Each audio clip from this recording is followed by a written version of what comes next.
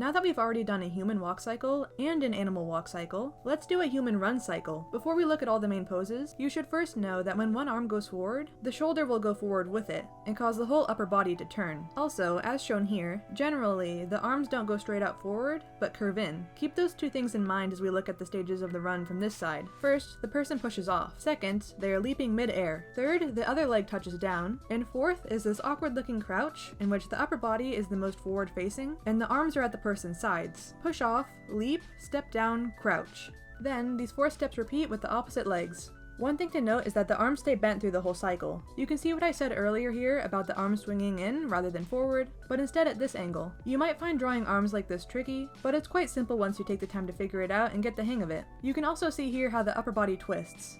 You see the front, then the back, and so on. The movement of the rest of the body causes the head to bob up and forward. The head hits its highest and most forward point when the person is pushing off the ground, and it reaches its lowest point in the crouch position. This means that the lowest point is immediately followed by the highest point. Now, I think that pretty much covers it. If you have any animation topics in mind that you would like me to cover in a future video, let me know.